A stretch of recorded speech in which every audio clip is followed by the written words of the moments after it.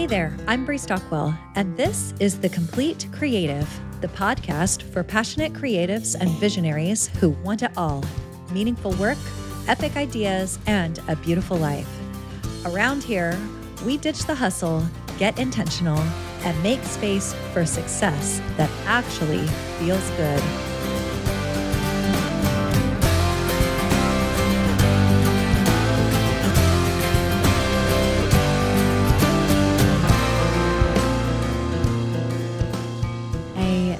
Getting ready to go on a photo trip tomorrow, and I'm so excited, but I wanted to record this episode kind of rather late in the day. Like, it's not my usual time, because this has been on my mind, and I'm recording this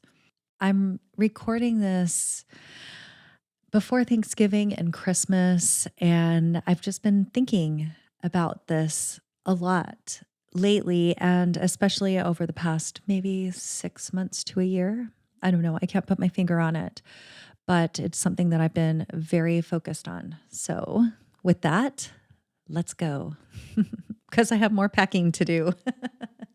I want to talk about being fully present and creating. Actually, I think my working title is Present, Not Perfect: Creating Real Connection in Busy Seasons, because we all have busy seasons in our businesses. There are times during our lives where life just feels extra. You know what I'm talking about, right? So I'm hoping that's not always the case for you. But for me, I have busy seasons and then more relaxed seasons. And I was finding it challenging to create real connections with my people, with the relationships that I love the most, with the people that I want to connect the most with, when I'm feeling very focused on business, like when life and business are just consuming more of my time. Busy seasons have, and I say busy because we're as busy as we want to be, but they have a way of pulling us in so many different directions. And I know I'm going to find this is probably going to be the case.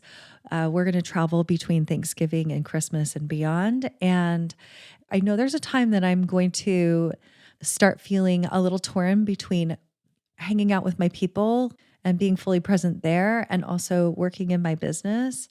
And this work that I'm going to talk to you about today is actually the work that I have done and am currently doing, because I want better, more complete connections with the people I love. Let's start off by talking about why being fully present can feel hard, and especially in these busy times, right? And because you want to be there.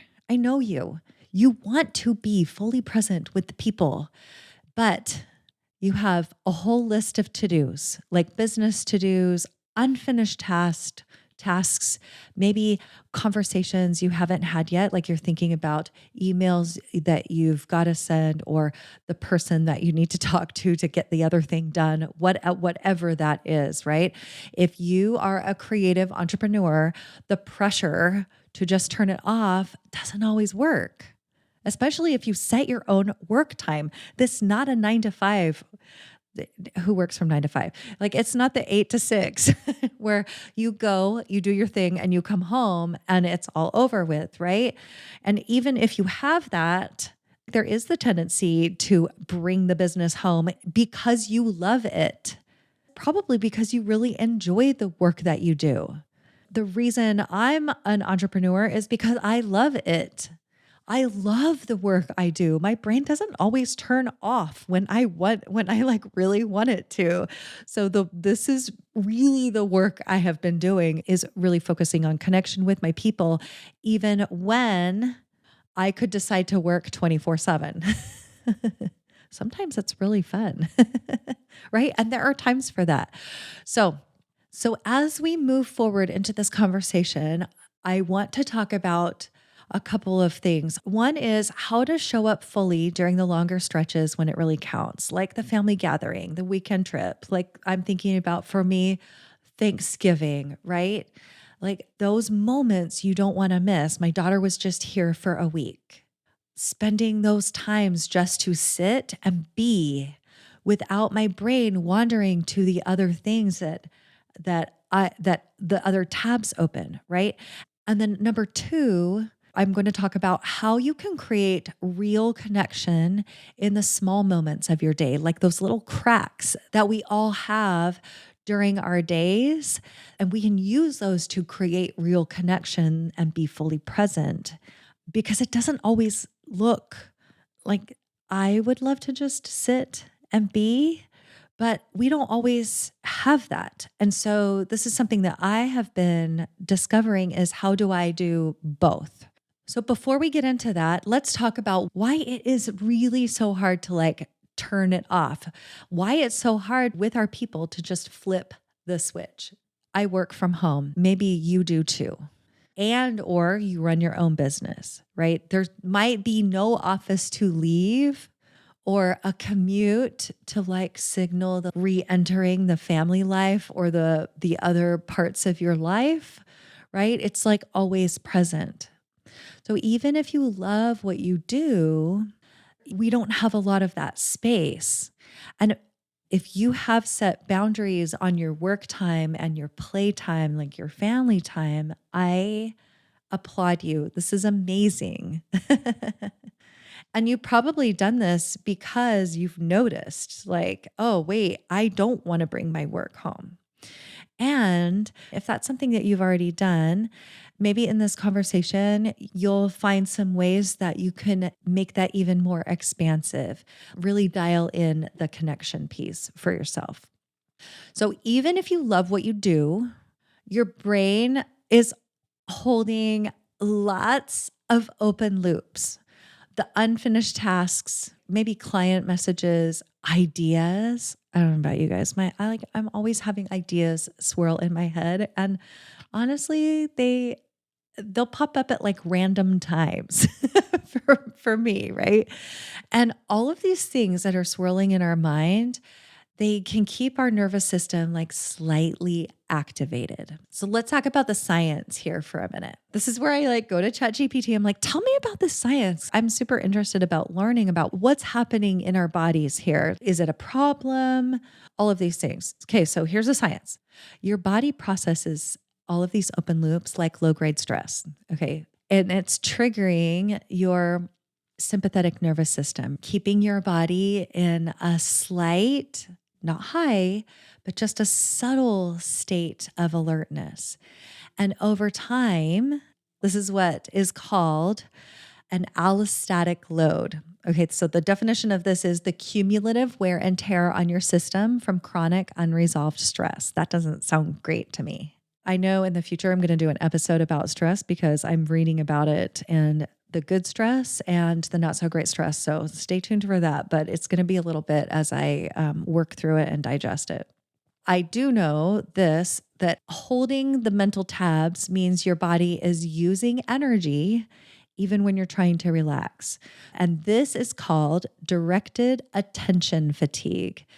It's the kind of mental drain that comes from constantly switching gears or resisting distraction. So that would look for me like I'm at dinner with my husband and like my brain keeps, okay, so I'm at dinner with my husband and there's a TV going on one space that has like something, and then another TV that's like to my left. So I have one to my right and one to my left, and someone's talking over here. And then all the while, I have other things going in my head about like, what happened today? What am I going to do? What needs to be done tomorrow? Right? All of those things create fatigue in our bodies, right? It's a mental drain because I'm constantly switching gears or I'm like trying to stay focused and like focused on him. And I have to like resist all of the side like things that are calling to my attention. Also, this is interesting to me. HRV, so heart rate variability, decreases. I've been watching this on my Aura ring and I'm like, okay, I want to learn a little bit more about that. So if you know about that, you can dig into it, but just as an FYI. Your decision making weakens when when you're distracted, which is, I think, so interesting. And your ability, this is what I have found, my ability to be emotionally attuned, like in tune, is compromised. And I'll tell you a little story about that later. Just like me at dinner, if you're sitting next to someone, but you're still thinking about like the emails or like your to-dos, it, I want to reassure you, it's really not a failure of willpower. This is a physiological response to all of these tabs open, but it's one that can change. Like you can change this. You can create a space where you can be fully present, even if there's things that are calling for your attention. It's a practice. That was why it's hard to turn it off. Now I want to talk about what presence looks and feels like and why you want it. Because I want to convince you, this is what I'm here to do. I want to convince you that it matters. Like it really does matter. Because these are moments you don't get back. That time with my husband at dinner, I don't get it back. Like we could go to another dinner, but I don't get that one back. And personally, I don't really love to live with regrets. Like, oh, I know you have heard this one. I wish I just had one more visit with that person. Or, oh, I wish I could just do that one more time, or whatever it is, right? These are the ones that mean the most, those moments. And being fully present in a connection in your relationships, like connection isn't just good for your relationships, it's actually great for your creativity and your well-being.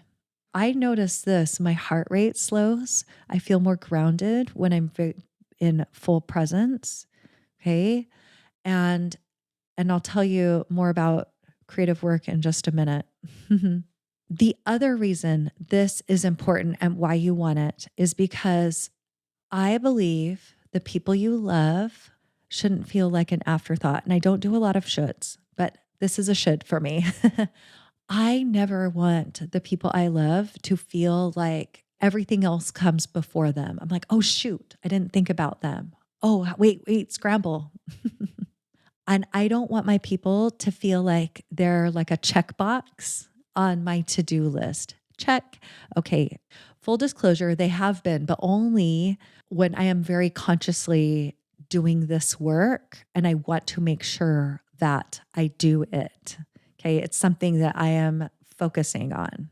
When you are present, you are actually fully enjoying your life instead of mentally skipping ahead to the next task. You guys, I lived my life skipping ahead for so many years. I was like, okay, we did that. Okay, what's next? Okay, now I would like rush to the next thing. And then once I got to the thing, I wasn't there to like enjoy it. I was like, oh, I have to think about the next thing and then the next thing. And I was always skipping ahead, not really like enjoying the moments. I think I did sometimes, to be fair, but like I remember skipping ahead. And being fully present in those moments when you're not skipping ahead, it makes your connections and your experience of life. Remember, life is like all of it, all of it. Being with your people, being with people you love, doing your business, creative work, like all of the parts. But it makes being fully present in any or all of them, it creates the experience of your life. It creates a richer experience and a deeper, more meaningful one. That's important to me. I want that. And this is probably really obvious, but being fully present in the moment, even for just a few minutes, actually feels a lot better than being everywhere at once, like having your brain switch from tab to tab to tab. That feels like anxiety to me. I love feeling like this is the only thing I'm supposed to be doing right now. I love that. Here is why this experience is super powerful for your creative work and your business. Because when you practice presence and connection in your relationships, like your personal relationships, you build the muscles to stay present, fully present in your work. You get more focused. Your creativity flows more freely. You actually stop multitasking and feeling scattered in your business, like in the actual work that makes money. This is where the magic happens here. Because you are focused, you get more done in less time, which actually helps create even more space for presence in your relationships. I just think that that's such a beautiful thing. So take a minute, just for a minute, and play. Let's play here. I want you to remember what it feels like. Remind yourself what it feels like to be fully present. So for me, you can close your eyes during this for like a nanosecond. It feels fully grounded. I feel super grounded. It's like my feet are growing roots. At the same time, I feel super light. There's a lightness in my being.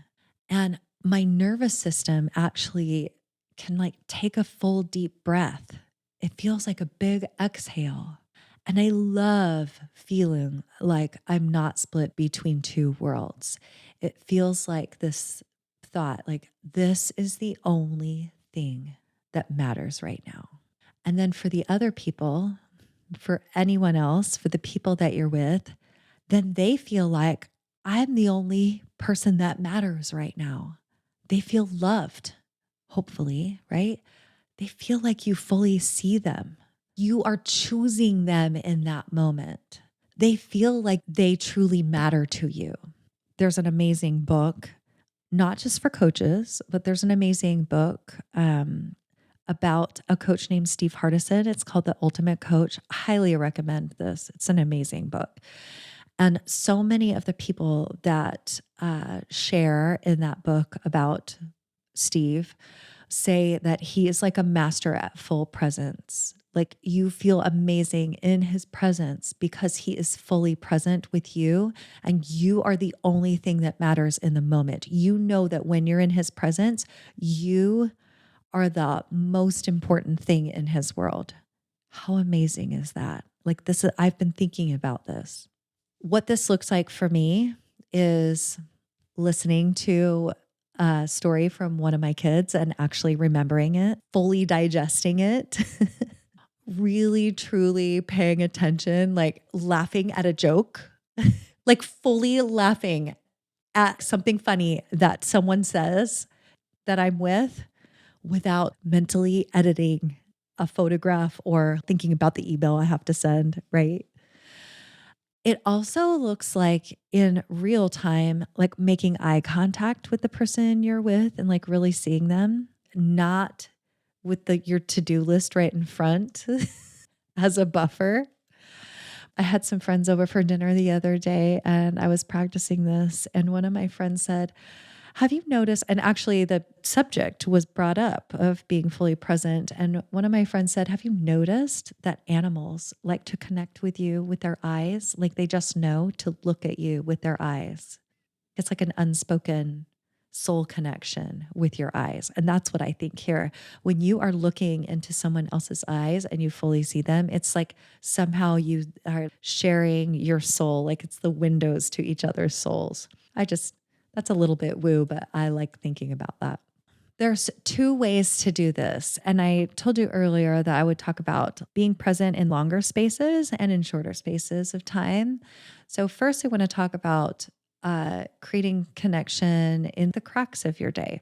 I think this is where the most amazing work happens because we all have holidays where we can be fully present, but I just don't think those are all the time. And in this way, the like small moments of daily life, right? I think this is how you build the relationships, like how you create really deep relationships so that when you're with those people for longer amounts of time, it's easier. So here's what this looks like.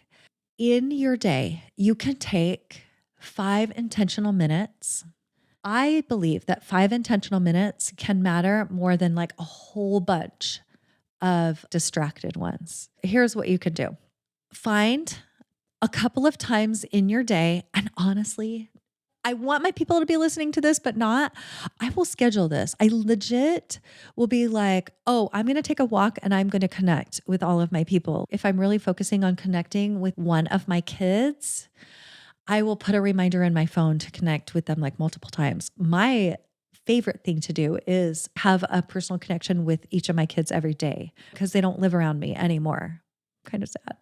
Okay, so you can find a few times during the day where you can either connect with them in person super fast. I do this with my husband. We're both working from home. He'll come into the kitchen and we'll just have like 2 minutes together.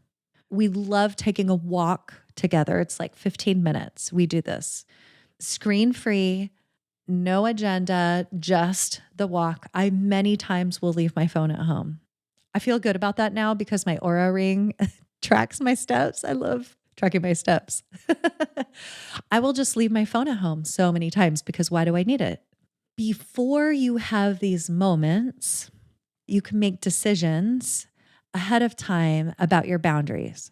So know in advance when you're going to check your inbox or any like work or any other kind of messages. Like I have messages come through with my friends and I'm like, "Ooh, I want to check that." But no, I don't.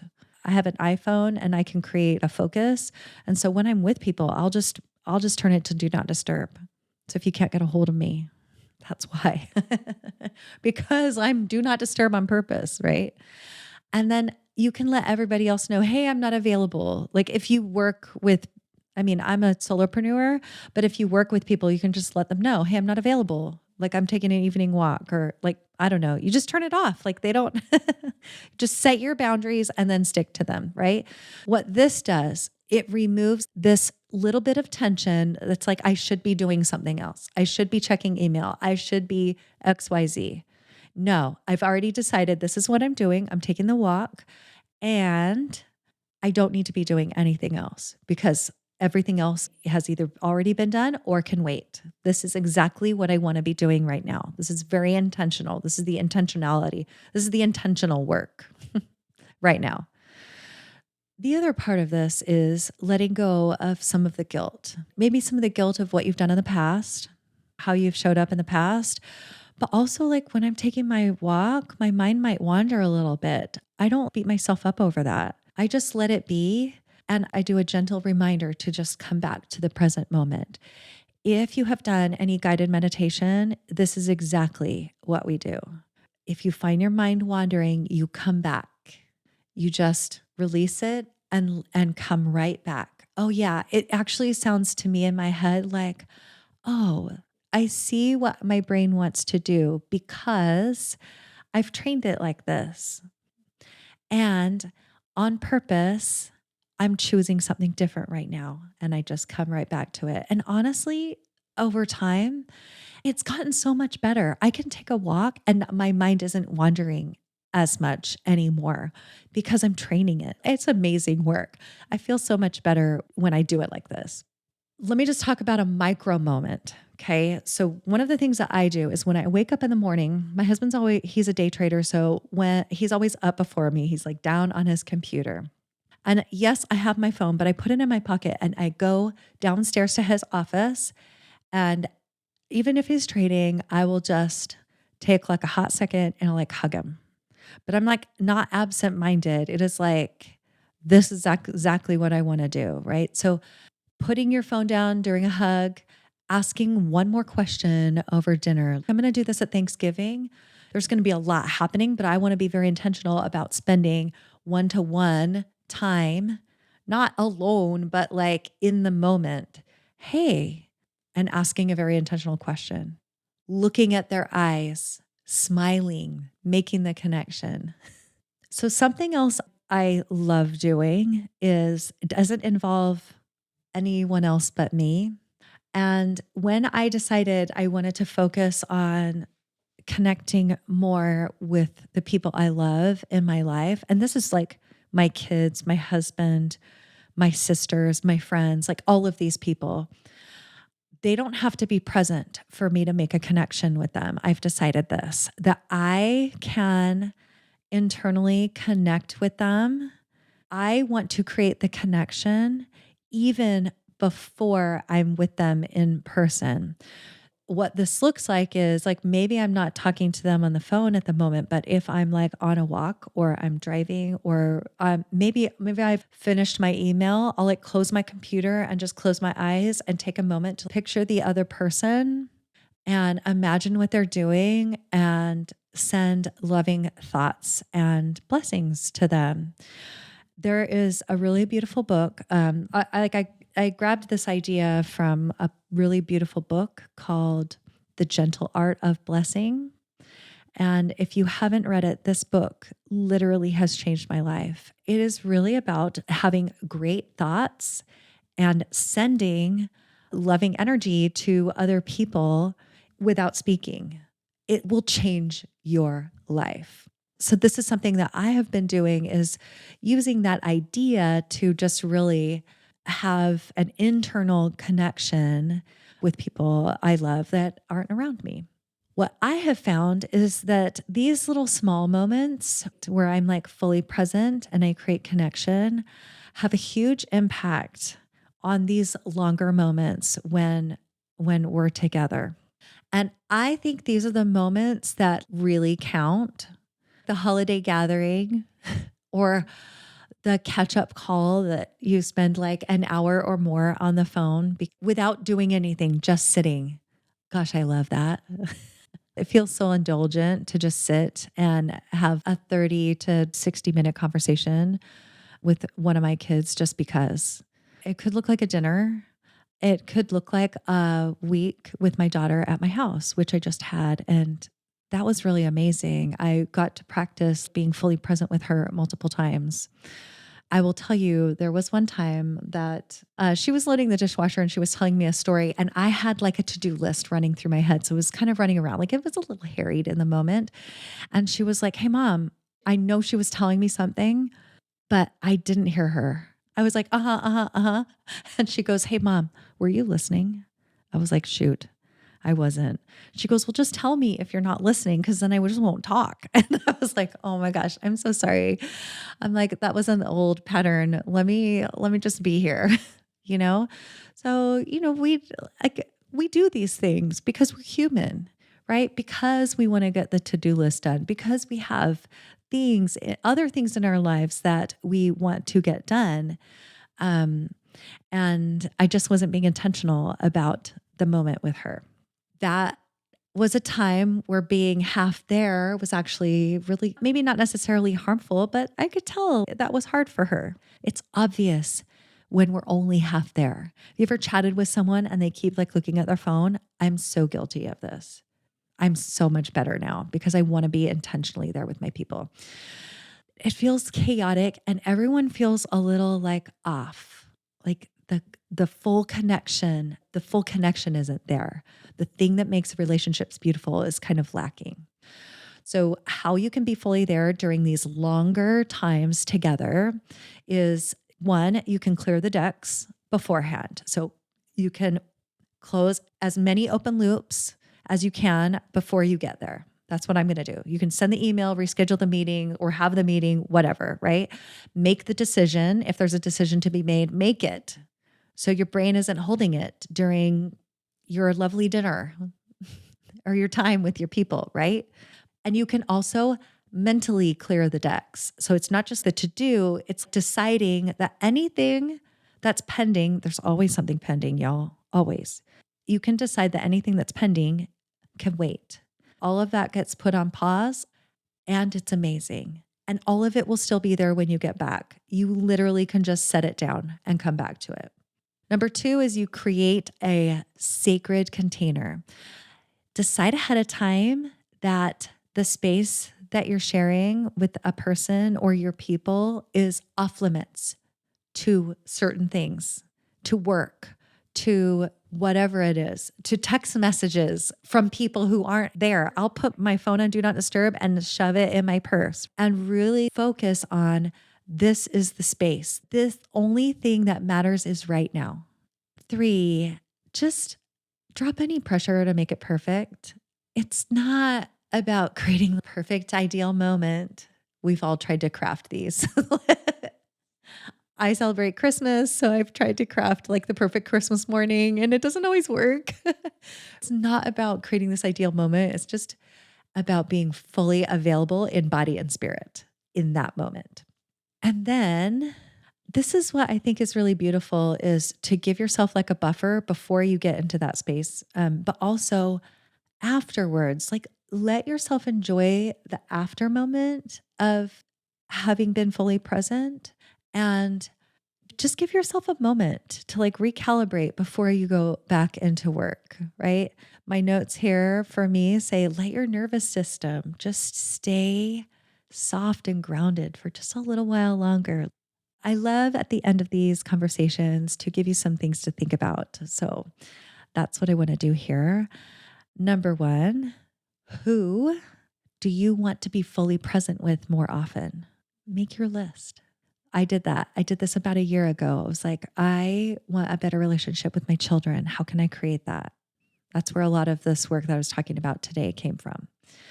Number two, what does presence feel like in your mind and in your body? What does it feel like? Because when you can notice that, then you can access it a little bit faster. Just practice feeling fully present. If you need to like spend some time meditating, I think that's a huge way to practice being fully present. Three, you can ask yourself, where do I feel the most distracted?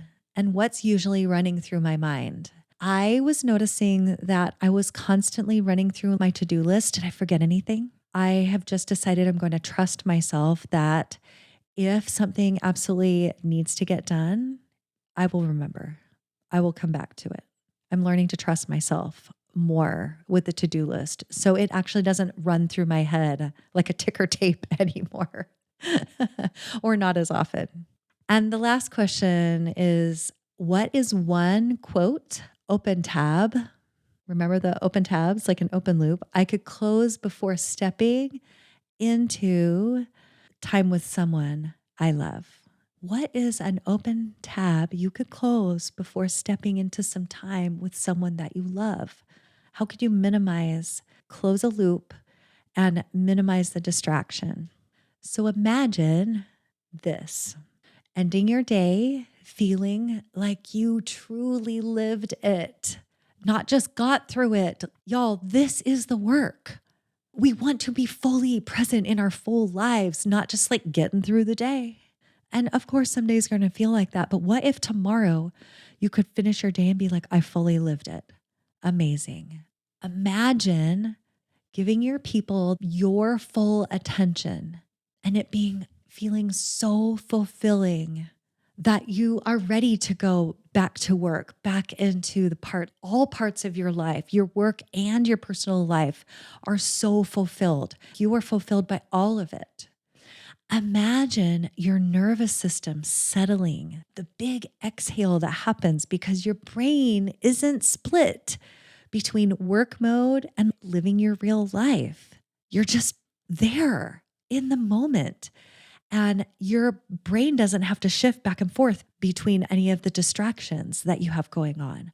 And listen, you don't need a whole new routine to like do this. You don't need to create a whole thing. Just pick one and be willing to just show up even for a short time in full presence and let it be imperfect. But most important, let it be intentional. I love living my life in a fully intentional way.